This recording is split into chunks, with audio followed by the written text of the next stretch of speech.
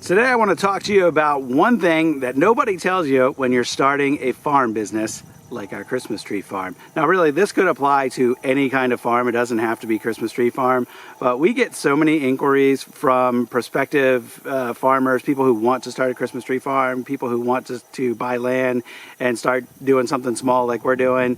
And I think a lot of people, ourselves included, think they can pull off a business like this in their spare time and on the weekends and outside of your normal day job.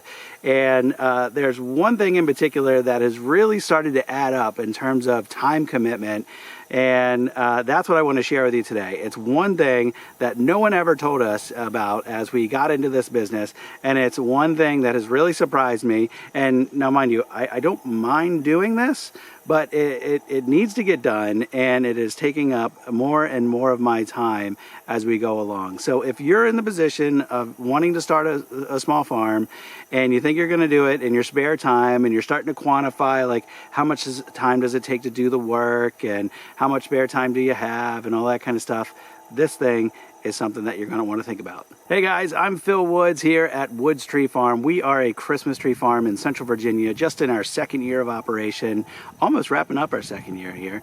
And me and my wife started this business, and we operate this business in our spare time outside of our normal day jobs.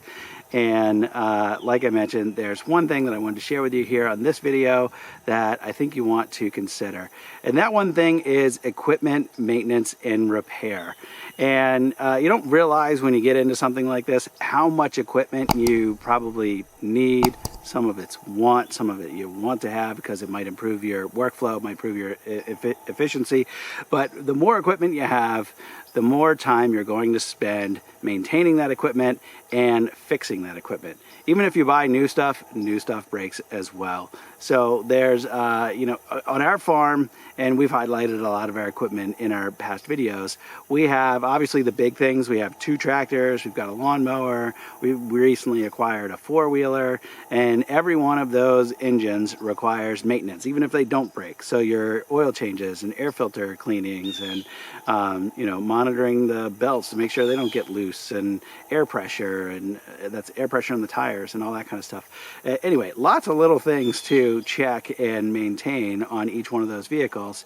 And I think if you just add up the maintenance for every vehicle, or every piece of equipment, they're not vehicles per se, but it's got to be probably an hour a year minimum just for basic maintenance.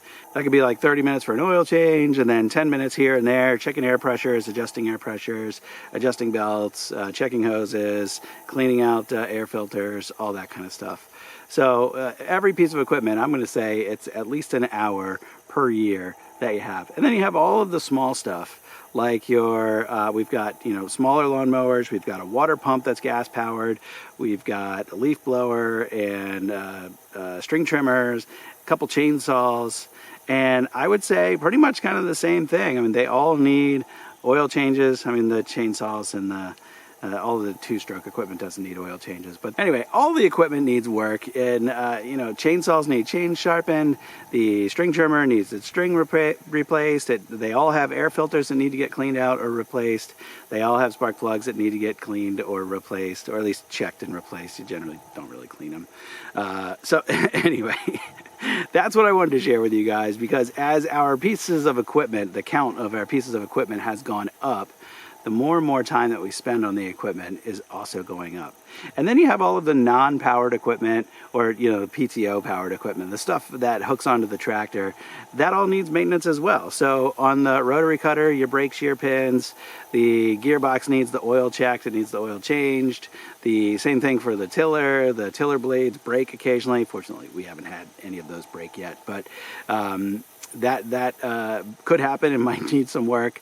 The gearbox on the tiller also needs to be checked and changed, the oil changed in it and all that kind of stuff. So what I'm starting to do as I plan out my weekends out here and the available time that we have, I've got kind of a running list now of all the pieces of equipment that we have, and the last time the oil was changed, last time the air filter was changed, and all that kind of stuff. Just so, you know, one, I want to make sure I'm taking care of the equipment, but then two, as I can identify some gaps in the schedule, I can say, okay, well, let me go ahead and clear out an hour for doing the maintenance on the log splitter, or doing chainsaw work, or whatever piece of equipment happens to need it in that given moment. And I can be much more diligent and much more organized in keeping up with the equipment maintenance.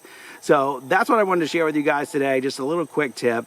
I know, like I said, there's a lot of you out there who want to buy property for whatever reason, whether it's starting a farm or just you want to have property.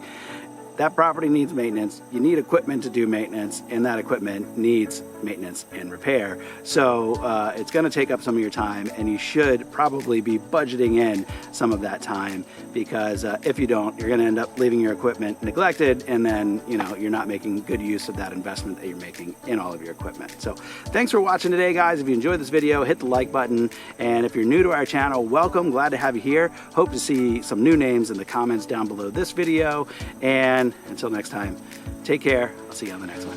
Bye-bye.